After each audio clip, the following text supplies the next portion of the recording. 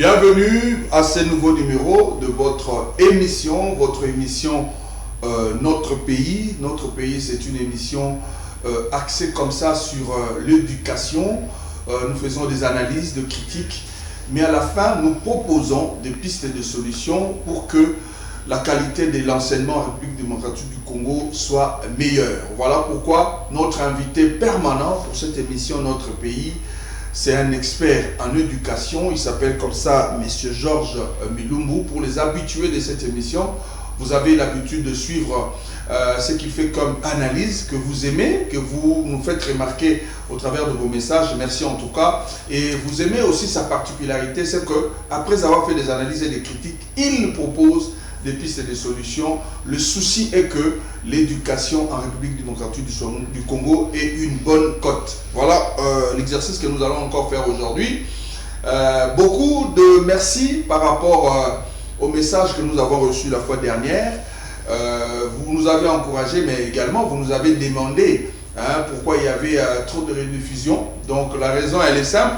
La raison, c'est que notre invité permanent est en déplacement à l'intérieur du Congo, parce qu'il ne faut pas seulement venir faire des analyses sur l'éducation à Kinshasa. Nous parlons bien sûr de la République démocratique du Congo. Voilà pourquoi nous avons intitulé cette émission, pas notre capitale, mais notre pays, la République démocratique du Congo. Alors, aujourd'hui encore, il est de retour avec nous, M. Georges Milumbu. En tout cas, bienvenue à ce nouveau numéro de votre émission que vous aimez bien, Notre Pays. Merci beaucoup, Brad. Merci beaucoup pour l'opportunité. Merci surtout pour ceux qui passent de leur temps pour nous suivre. D'entrée de jeu, on va y aller. Quelle image vous avez de l'éducation à l'intérieur de la République du Congo, parce que vous venez d'être là, à Bouendé précisément. Lecture d'inosali, tableau d'inosali au Brossé, il y a enseignement, tout éducation à l'intérieur du pays. Oui, ce qui est vrai, notre système éducatif doit être réformé. Ça, c'est une évidence. Réformé pour que l'enfant de Bouendé ne soit pas préparé à quitter Bouendé pour venir à Kinshasa. Et préparé à partir de Kinshasa pour aller à l'étranger. C'est ça le chemin de notre école. Donc celui qui n'a pas quitté son village pour venir en ville, c'est comme s'il a échoué. C'est comme s'il n'a pas bien étudié aussi. C'est comme s'il n'a pas aussi bien étudié. Vous comprenez? Oui. Et ça, ce n'est pas l'école d'aujourd'hui. L'école que nous pensons qu'elle soit pour l'Afrique et particulièrement pour le Congo. Parce que dire que... parce que les gens vont nous dire qu'est-ce que vous pouvez faire. Mais si Lumumba, on lui posait cette question, les Congos ne seraient pas indépendants. Si on posait la même question à Kabila, il n'organiserait pas des élections libres. Si on posait la même question à Félix, il ne serait pas président aujourd'hui. Donc c'est-à-dire que tout Congolais peut porter une ambition pour son pays.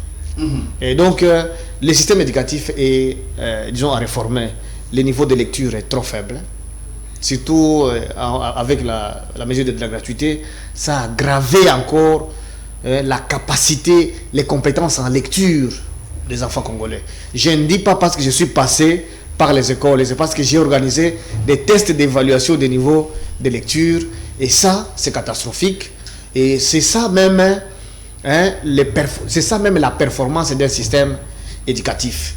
Lorsque l'enfant peut terminer l'école primaire étant capable de lire et écrire, c'est ça le bénéfice de vous parents lorsque vous investissez dans l'éducation. C'est aussi le bénéfice de l'État où Azotia Makoki est belé. Fonctionnement de l'école, au retour, il faut que tous les enfants congolais soient capables de lire et écrire. C'est ça le bénéfice. Mais lorsque cela ne se réalise pas, c'est-à-dire que les enfants passent le temps dans les salles de classe. Et ça, c'est ce qui doit attirer l'attention de tout celui qui a les soucis de développement de ce pays. Vous venez tout à l'heure de parler de la réforme du système éducatif. Vous avez dit que c'est une obligation, mais vous êtes un expert en éducation. Il y en a tant d'autres également dans la République. Il y a aussi le ministère qui est chargé de tout ça avec toutes les organisations dans le secteur. Mais qu'est-ce qui empêche que cette réforme, ou soit la réforme en général, puisse être mise en place et que la qualité de l'enseignement soit meilleure? Oui. Qu'est-ce qui empêche? Les grandes barrières sont plus dans nos têtes. nous sommes dans l'attentisme. Nous attendons quoi? Ceux qui gèrent les écoles pensent que ceux qui doivent changer les choses, ce sont les gens au gouvernement. Les provinces attendent Kinshasa. Et Kinshasa, parfois débordé, parfois dépassé, et parfois en attendant peut-être que les moyens proviennent des provinces. Vous voyez, nous sommes dans ce cercle vicieux d'attentisme. Et tout ça, ça reflète que nous sommes encore des bons élèves de la colonisation. Nous pensons que les moyens doivent provenir de quelque part. On doit nous mettre tous dans les bonnes conditions avant de commencer à travailler. Or, les changements, c'est l'homme qui les crée. Si vous voulez être un bon journaliste aujourd'hui, c'est parce que vous avez un bon jour décidé de venir chercher pour être journaliste dans cette chaîne. Vous voyez déjà les débits du changement. Et tout ce que vous faites, c'est dans le sens, et c'est aussi dans les systèmes éducatifs, les lois sont claires. Il y a des compétences du niveau national et aussi l'éducation aujourd'hui dans l'économie du marché. C'est un produit qui se vend comme tout produit. Et les clients, ce sont les parents avec leurs enfants qui choisissent quelle qualité d'enseignement, quelle qualité d'éducation il faut banana bango bazwa. Et maintenant, ça relève aussi de l'initiative des opérateurs économiques congolais, des autorités locales congolaises, parce que même un bourgmestre, il doit s'occuper de la qualité de l'enseignement de sa commune. Mais j'ai circulé toute la République. Aucune commune qui s'occupe de l'éducation, à part les protocoles. Lorsqu'on doit inaugurer une école, le bourgmestre est là avec, avec les trucs là comme un député. Tu vois, il se limite à ça. Or, lorsque la Constitution lui donne le pouvoir d'avoir une autonomie de gestion financière, on lui recommande aussi de s'occuper de l'éducation de sa commune, de son entité. Mais tous ne font rien. Ils attendent le gouvernement provincial. Le gouvernement provincial attend la rétrocession du gouvernement national. Le gouvernement national aussi débordé par des grands caïmans qui ne font que détourner. Vous voyez? Et ça laisse notre système dans l'attentisme le plus criant.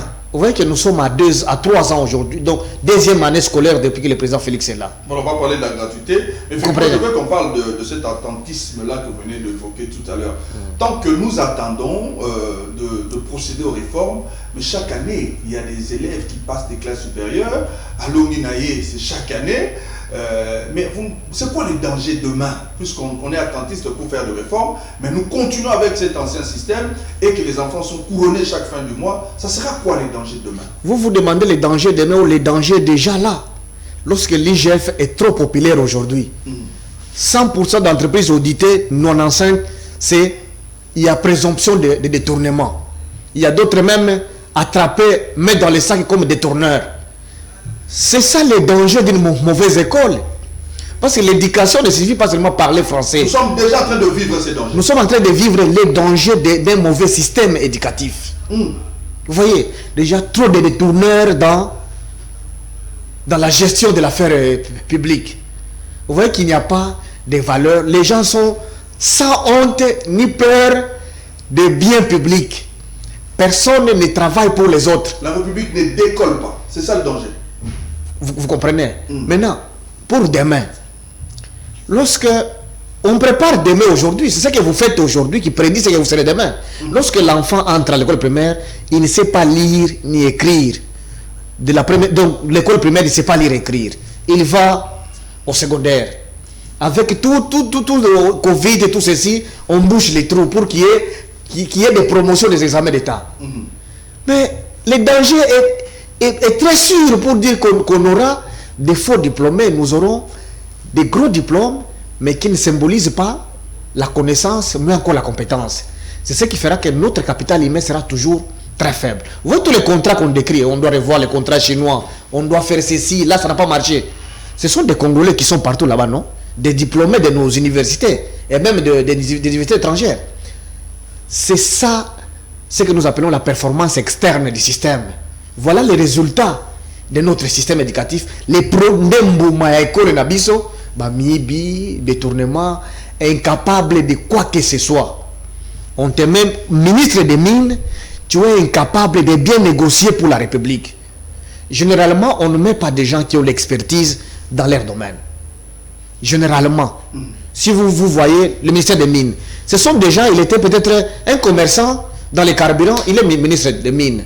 Dans l'enseignement, peut-être c'est un avocat, on est même ministre de l'EPSP. Un parti politique qui est au pouvoir, peut-être, et voilà, il se retrouve.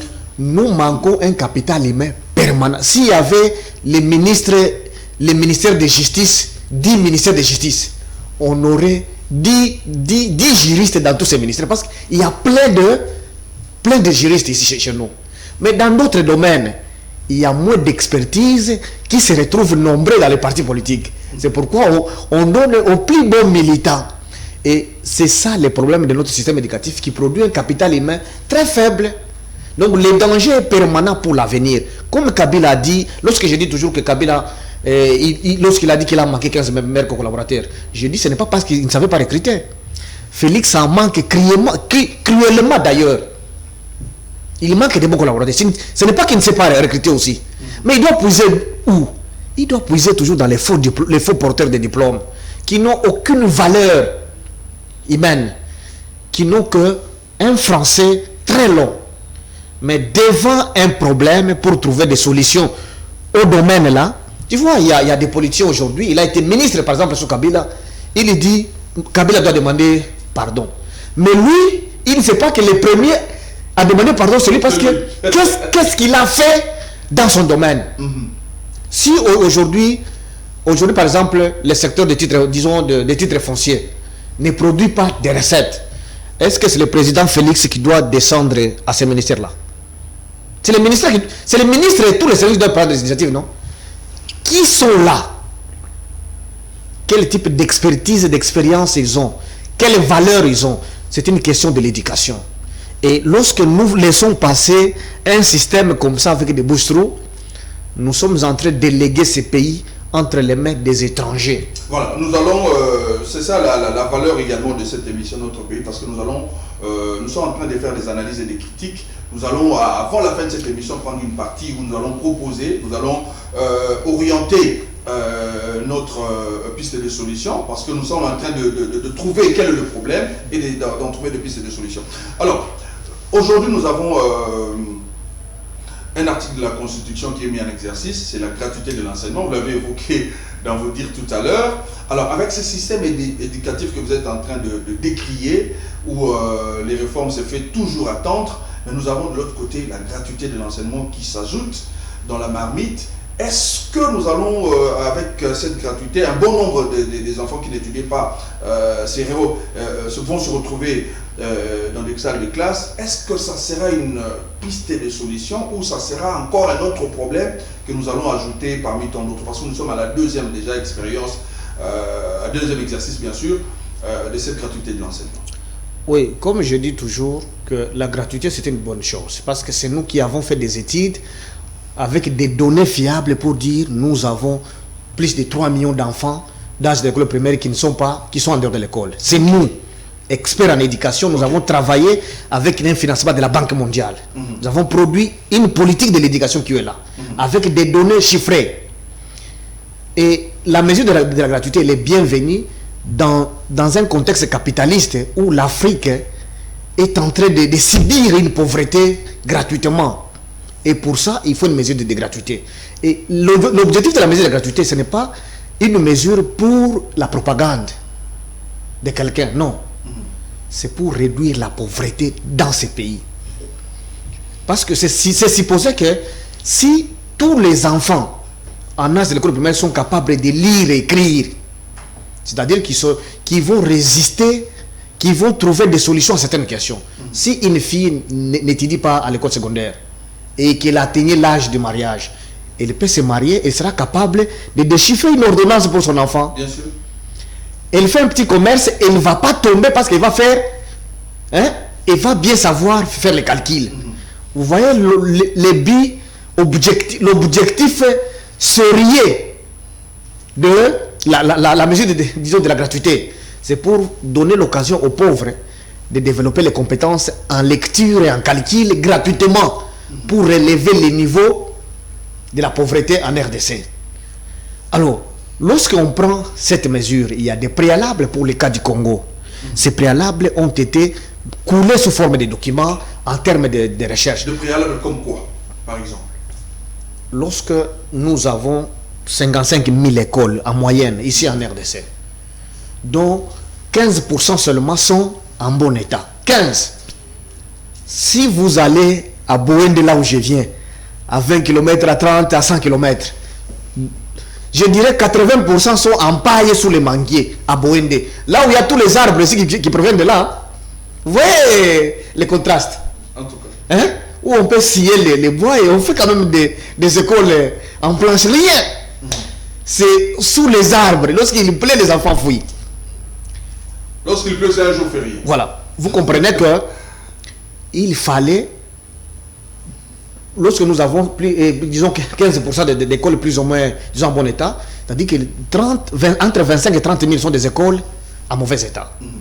Est-ce qu'il faut prendre la mesure de la gratuité dans ces conditions-là? La réponse c'est non. Oui. Il y a les confessions religieuses ont 60% d'écoles et l'église catholique en elle seule 40%. C'est pourquoi aujourd'hui l'église catholique est en train de faire marcher l'État. Vous allez à l'église catholique, aux écoles catholiques, le nombre d'élèves est bien respecté. On n'a pas dépassé 80. C'est rare que vous trouviez 80 élèves dans une salle. C'est toujours moins de 80. Mais dans les écoles publiques, les écoles publiques, c'est seulement 30%. On appelle les Athénées ou quoi. C'est 30%. Lorsque nous avons 3 millions d'enfants, en prenant la mesure de la gratuité, ils sont allés dans quelle école? Lorsque vous allez, ici seulement à Kinshasa, à Mitendi, il y a 3 écoles qui font appliquer la gratuité. Ces écoles sont majoritairement des écoles catholiques. Vous pensez qu'ils ont dépassé une salle de 100 élèves ici à Mitendi? Non, il n'y en a pas. Mais allez dans les provinces, à Kananga, à Bakwa Chimuna, partout là, à Bakwa Kalonji, tu trouves une classe de première année avec 200 élèves. 200 élèves. Est-ce que vous pensez que même si l'enseignant est très qualifié, il peut passer 6 heures du temps en train d'enseigner 200 élèves et les faire comprendre ce que signifie A, comment écrire A et écrire les mots papa? Ça, nous rêvons. Et ces enfants-là, 100, 200, ont déjà monté des classes. Ils sont dans des classes supérieures. Vous voyez comment est-ce que nous faisons ce que nous appelons les bouches-trous. Nous sommes en train seulement de combler pour rester dans le système, pour que le système fonctionne. Donc, la réalité, c'est celle-là. Nous avons un problème de manque de salles de classe pour accueillir. Nous avons un problème des enseignants qui étaient là, qui devaient être payés, beaucoup de nouvelles unités. Tout le monde sait cette notion-là. Et il y a aussi un problème de gestion, disons, de gouvernance et du système.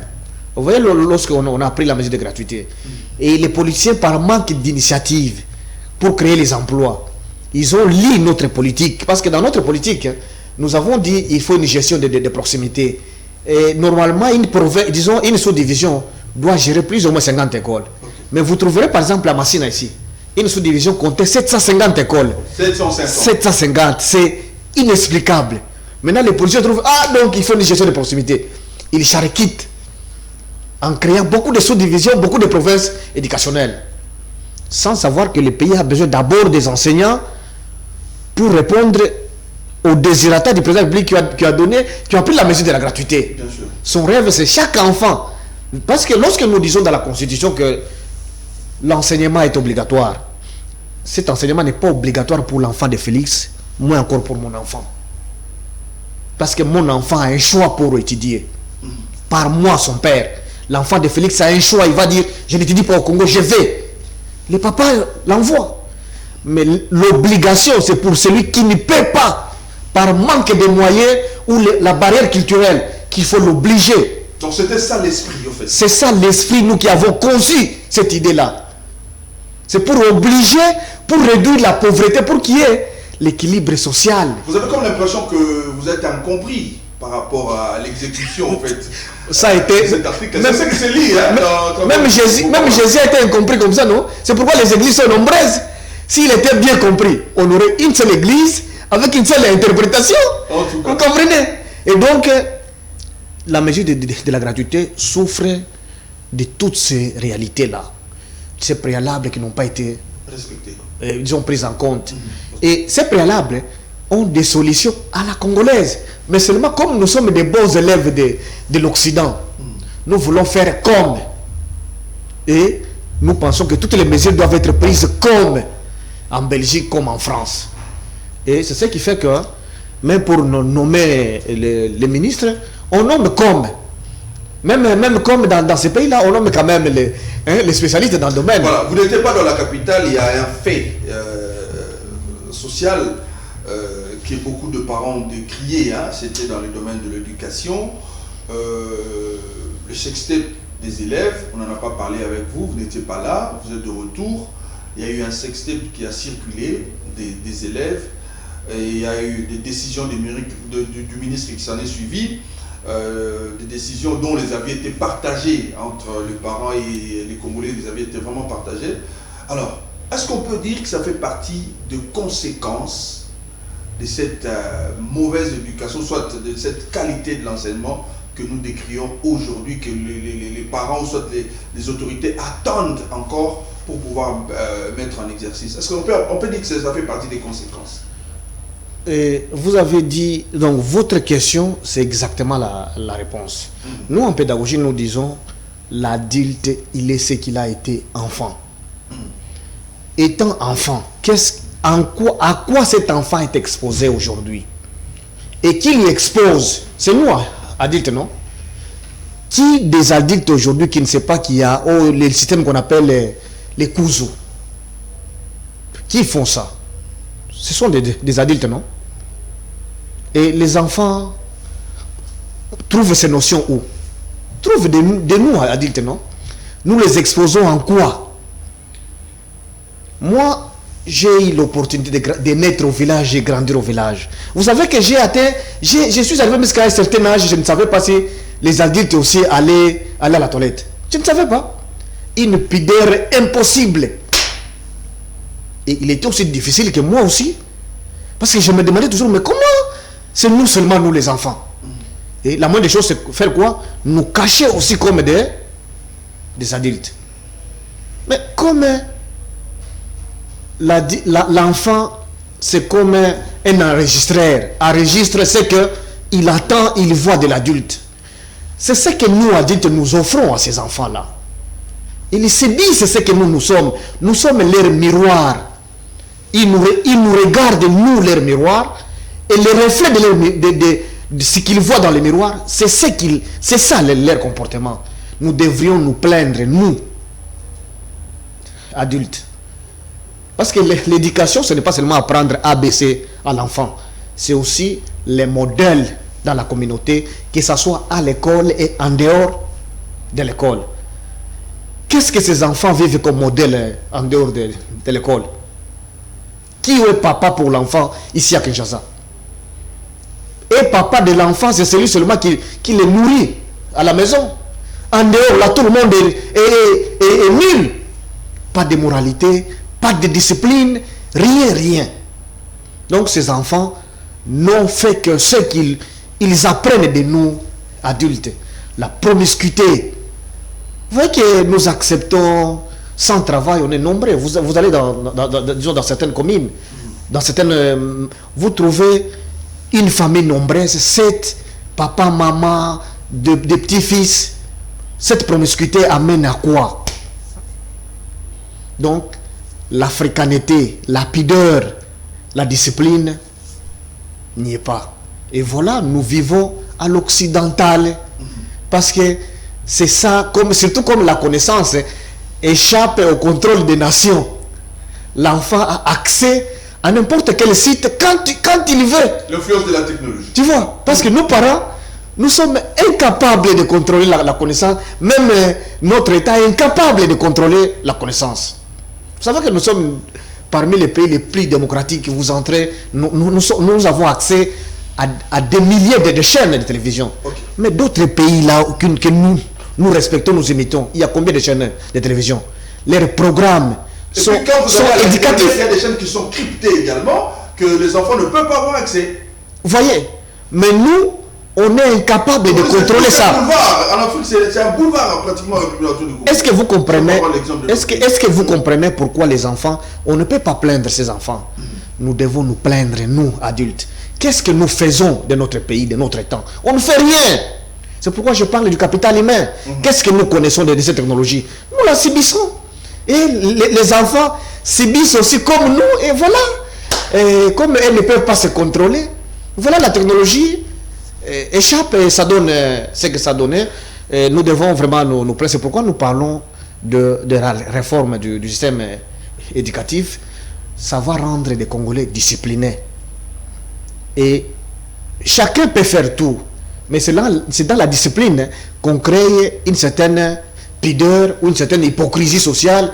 Et nous pouvons conserver les valeurs et créer des générations en léguant une bonne culture. On a comme l'impression, vous entendre dire que la solution, c'est la réforme. Alors je voulais qu'on puisse un peu jeter, que nous puissions nous jeter dans la mare en fait. Alors, cette réforme dont nous faisons allusion aujourd'hui au travers de cette mission, qui sera en fait un voie de sauvetage pour l'éducation dans tout le Congo, il y aura quoi comme matière à l'intérieur? Qu'est-ce que nous devons bouger comme ligne? La réforme sur le plan structurel, ça se fait déjà. Vous voyez que nous parlons de première année jusqu'à 8e année. C'est déjà des réformes, non? Maintenant, moi, lorsque je parle de la réforme, c'est plus sur les contenus. C'est les contenus qui va devant. Lorsque je suis congolais, on me reconnaît comme congolais. Un Indien reconnu comme Indien. Un Arabe est connu comme Arabe, même s'il est né ici à Kinshasa, même s'il est né dans mon village. Mais nous, Congolais, nous sommes sans identité, ni culturelle, ni de la connaissance. Nous sommes comme ça. Nous sommes comme des enregistrés seulement qui copient ce que les autres veulent. Donc, notre école forme des mercenaires au service des autres cultures. Les gens vont me dire, non, toi, tu es dépassé. Nous sommes dans une, disons, globalisation. Mais, même ici à Kinshasa, c'est une grande ville, non? Chacun choisit sa voiture. Chacun construit la maison selon son plan, son goût. Mais nous, dans la connaissance, quel est notre goût? Nous n'avons pas de goût, malheureusement. C'est à ça que nous, en tant que nation, nous devons avoir un goût. Vous voyez, si vous allez en Afrique du Sud, un enfant sud-africain de primaire et de secondaire, vous demandez le Congo, il va peut-être dire, il avait suivi une fois que c'est là qu'il y a des guerres. Vous voyez comment est-ce qu'un enfant sud-africain déjà, mais nous, un enfant congolais, parlez-lui, demandez-lui Sarkozy. Il vous parle très bien. Parce qu'il a étudié en classe. C'était un programme en classe. Tu vois. Mais demandez-lui de Joseph Kabila. Il va peut-être répéter les injures qu'il a suivies peut-être à travers la télévision. Vous comprenez là où l'enfant apprend l'histoire de son pays.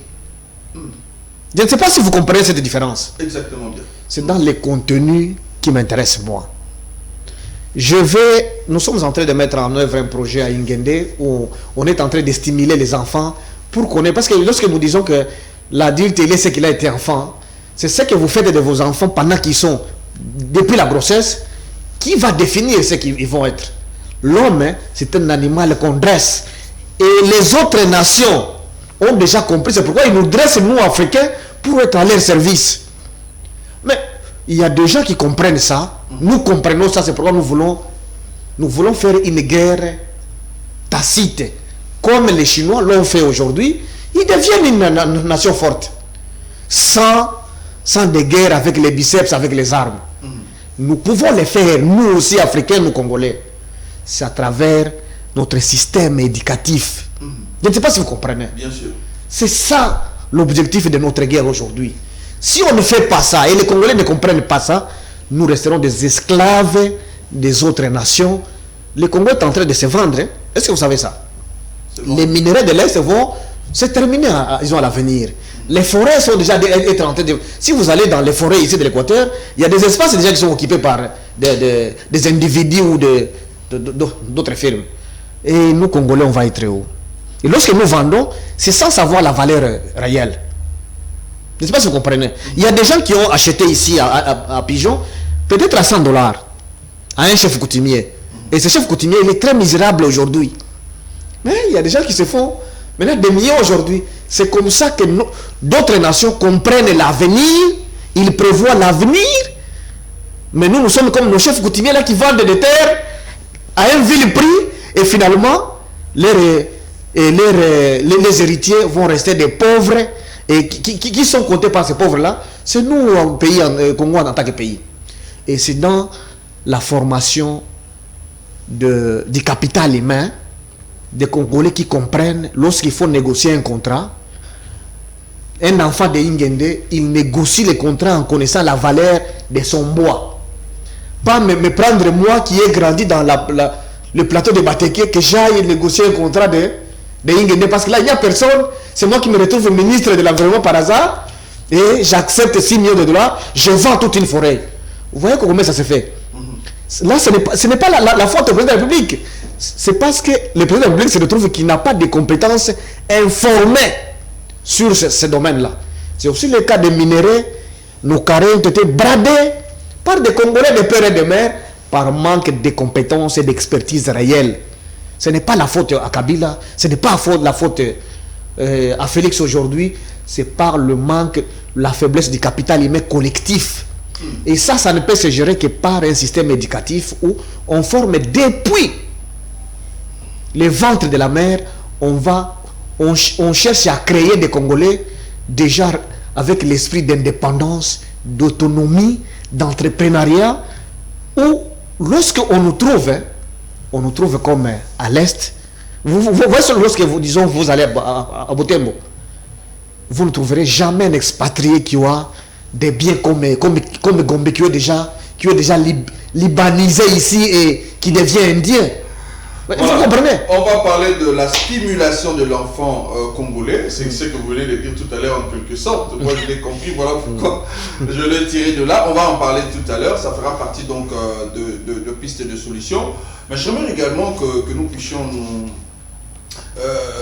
nous localiser par rapport à la période à laquelle nous sommes. Il y a une année 2020-2021 qui vient de s'achever. Avec la Covid-19, on n'a pas eu assez de temps, les enfants bien sûr, pour un congé respecté selon le calendrier. L'école reprend dans quelques semaines ici. Alors, en tant qu'expert en éducation, nous quittons une année pour une autre, avec un temps qui est franchement minime. Est-ce que vous pensez qu'avec l'expérience de la gratuité qui est née à sa 2e année, nous allons prendre la 3e, l'année qui va commencer d'ici là, est-ce que vous pensez que les élèves vont bien appréhender la matière, les élèves vont bien prendre en cours cette année qui va démarrer avec ce temps record, en fait, c'est un minime, c'est ce que j'allais dire, pour une année nouvelle qui va commencer bientôt? Oui. Cela n'aura pas de l'influence? Dans un contexte particulier, les gens s'adaptent toujours. L'homme est dynamique et les enfants sont dans leur période sensible où ils sont capables d'apprendre. Ils peuvent apprendre, mais seulement c'est nous adultes, c'est nous qui créons les modèles de la société. Malheureusement, nous Congolais, nous n'avons pas notre modèle de société. Nous sommes en train de mettre en œuvre les modèles de la société conçus par les autres. Les enfants vont reprendre, ils vont étudier, ils vont encore terminer une nouvelle année. Maintenant, qu'est-ce qu'ils vont apprendre? Moi, c'est ce qui reste toujours ma préoccupation. Les enfants vont encore, on va fabriquer les mêmes briques, dans les mêmes moules. Et lorsqu'on fait les choses de la même manière, on ne peut pas s'attendre aux résultats. On ne peut pas s'attendre aux résultats différents. Vous voyez, on aura toujours les mêmes D6, sans culture d'entrepreneuriat. Parce qu'ici, déjà, nous formons des diplômés où les diplômes d'État est déjà dévalué. Vous voyez comment est-ce que l'argent dévalue? Les billets de 100 francs, ça n'a plus de valeur pour acheter un pain. Vous voyez, c'est aussi, les diplômes d'État est déjà dévalué. Maintenant, nous tous nous courons vers les graduats, licence et doctorat. Vous voyez que tout le monde devait être docteur, hein?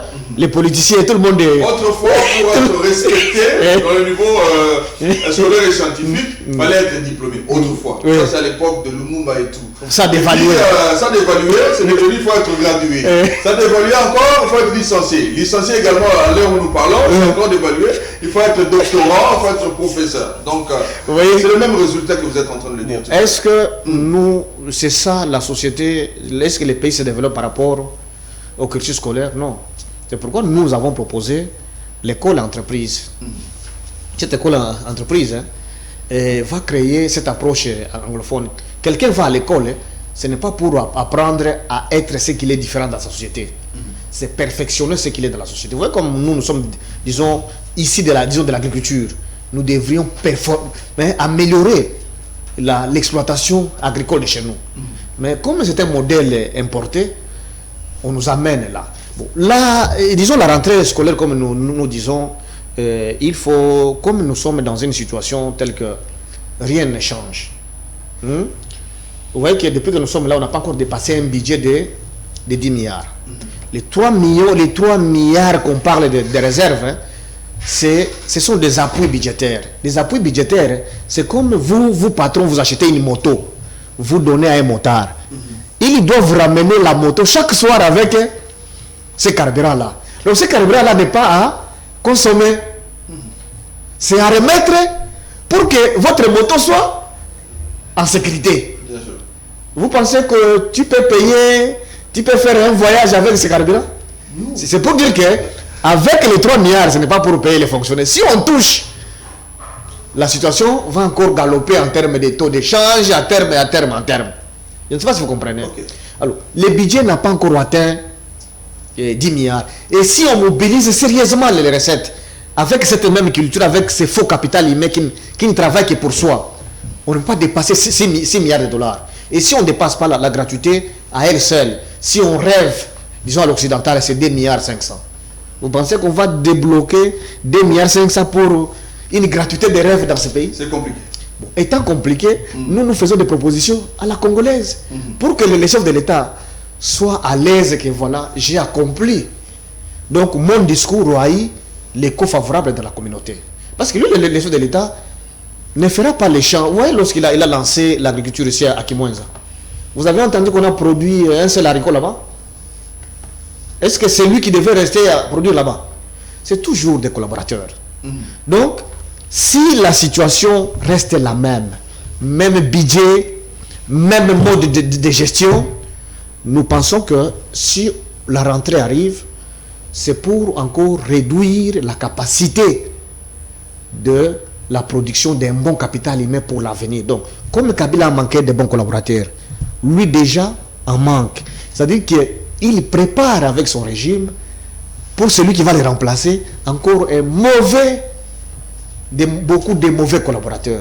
Or, c'est ce qui nous préoccupe, nous autres, pour qu'on lègue un Congo, selon les vœux de paix de l'indépendance, qu'on lègue un Congo bien meilleur que celui que nous avons maintenant. Donc là, il faut envisager comment éviter des grèves, et c'est possible de les éviter avec les approches congolaises. Voilà, c'est possible de les éviter avec les approches congolaises. Mesdames, Messieurs, c'est votre émission Notre Pays, une émission dont nous parlons de l'éducation. Nous essayons de proposer des pistes et des solutions, nous faisons des analyses, nous faisons des critiques. Nous allons prendre donc le dernier virage avec les dizaines de minutes qui nous restent pour prendre fin à ce numéro d'aujourd'hui. Eh bien, nous allons parler de pistes et de solutions. Vous vous êtes dit, oui, ils étaient là en train de fustiger, en train de décrypter, en train de faire des analyses, en train de faire des critiques. Quand est-ce qu'ils vont proposer des pistes et des solutions? Voilà, nous y sommes.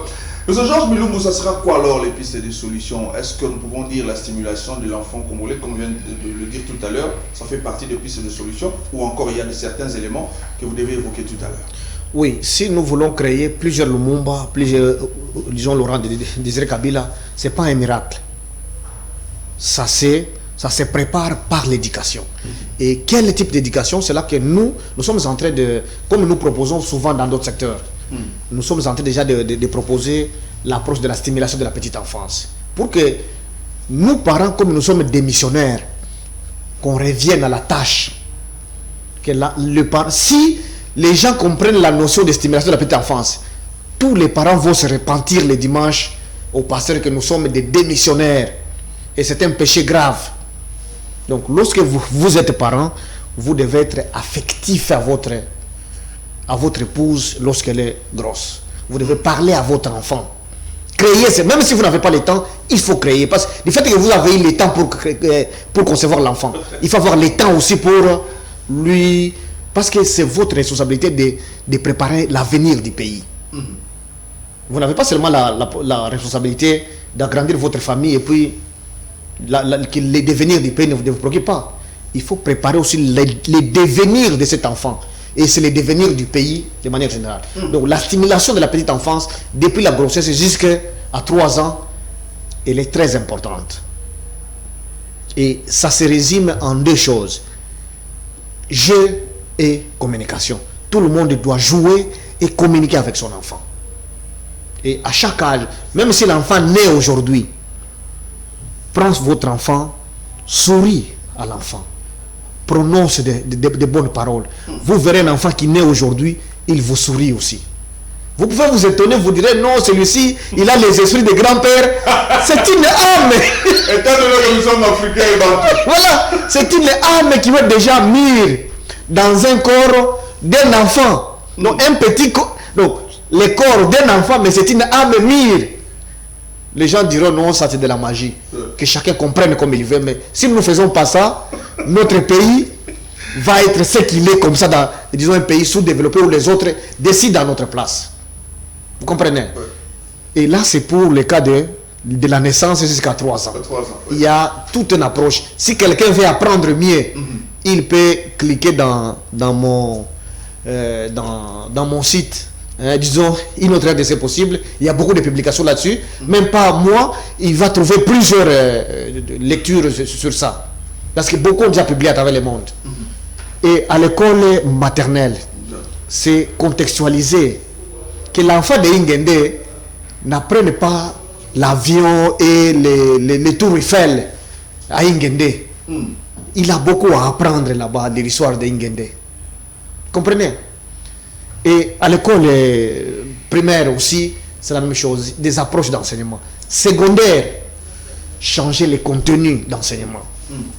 Qu'on parle de Joseph Kabila, qu'on parle de Lumumba, qu'on parle de Kimpavita, qu'on commence déjà à parler de... Qu'on évite un peu les Jeanne d'Arc, qu'on nous évite un peu les Diego Cao et toutes ces personnes-là. Mon cher, Kimpavita peut être notre Jeanne d'Arc, non? Vous pouvez citer bien d'autres personnes. Des musiciens comme Kofi. Vous voulez seulement qu'on parle des autres musiciens? Vous comprenez? Nous avons de la matière à l'éducation. Mais la tâche vous revient. La tâche, je vous dis, ce que je suis en train de proposer, c'est écrit, c'est envoyé à ceux qui peuvent prendre la décision. Je ne sais pas si vous comprenez. Moi, je n'ai pas encore la décision, mais j'ai le pouvoir de proposer. Voilà mon pouvoir de proposition. C'est ce que je fais gratuitement, non?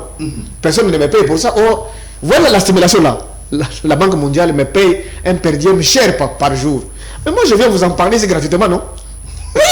Bien sûr. Vous êtes congolais, bien sûr. C'est une contribution également à votre pays. Vous êtes en train de le dire tout à l'heure pour essayer un peu de lever le niveau. Oui, l'école secondaire, il faut changer les contenus des programmes. Ce n'est pas les réformes structurelles qui vont produire des bons jeunes qui sont... Vous voyez, si on avait le patriotisme dans l'enseignement, ne fût-ce que dans les cours d'histoire, les ADF là disparaîtraient des soi à l'Est. On aurait des jeunes qui résistaient. Vous voyez déjà qu'il y a quand même des gens qui résistent contre l'occupation. Maintenant, la résistance serait très farouche. Et Félix serait ici en paix. Les KO, état de siège, disons, il n'en prendrait même pas. Mais comme on nous apprend des Jeanne d'Arc, donc, au lieu de parler de Mamadou Ndala, pour que des jeunes qui deviendront des militaires trouvent qu'ils peuvent aussi être de Mamadou Ndala, des méridiens. Vous voyez, donc c'est un problème d'enseigner les contenus congolais pour que les enfants trouvent des modèles parmi les Congolais et qu'eux aussi rêvent être des modèles pour les autres. C'est comme ça qu'on perpétue une civilisation. Mais nous sommes en train de rompre notre civilisation pour accroître, pour promouvoir la civilisation des autres. Vous voyez, la Bible ne parle que des autres, non? Voilà, nous sommes vraiment arrivés à la fin. Le temps nous est imparti. Notre invité, c'est M. Georges Milumboulé, expert en éducation. Vous l'avez bien entendu. Il est disponible. Le numéro qui est donc affiché, c'est le numéro de notre invité. Nous avons bien voulu contribuer, c'est notre pierre à la construction de l'édifice qui est le système éducatif de notre pays, la République démocratique du Congo. Il y a beaucoup de parents qui se plaignent. Voilà quelqu'un qui se porte volontaire pour pouvoir, comme ça à la télévision, donner des pistes et des solutions. Quant à l'autorité d'en saisir, comme je suis en train de le dire, même les autorités, vous avez besoin de lui, c'est son numéro qui est affiché.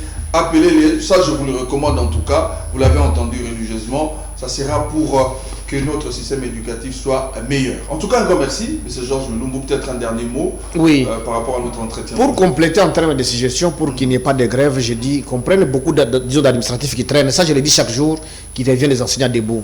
Vous voyez, pour l'ajout de salles de classe, qu'on utilise la dynamique communautaire avec les églises. Les églises ont un pouvoir réel d'ajouter beaucoup de salles de classe sans compter sur les maigres moyens mobilisés par l'État. Aussi la gouvernance sur d'autres ressources, notamment les redevances minières, les budgets des gouvernements provinciaux qui ne décaissent même pas un seul pourcent au profit de l'éducation. Ce sont là des solutions à la congolaise. Ce n'est pas un partenaire international qui viendra sauver notre système éducatif, moins encore la gratuité. Ça, je l'ai dit, je suis dans ce système-là et je suis bénéficiaire de ce système-là, mais j'ai du mal. C'est pourquoi je prends le temps pour parler à mes compatriotes pour dire, peut-être ne nous suivez pas nous qui sommes dans ce système, travaillons pour changer notre système éducatif et c'est là que nous serons utiles pour une autre RDC. Voilà, merci beaucoup mesdames, messieurs, cette émission est terminée en tout cas. Merci de l'avoir suivi du début jusqu'à la fin. Prenez bien soin de vous et bonsoir chez vous en tout cas. On va se retrouver au numéro prochain.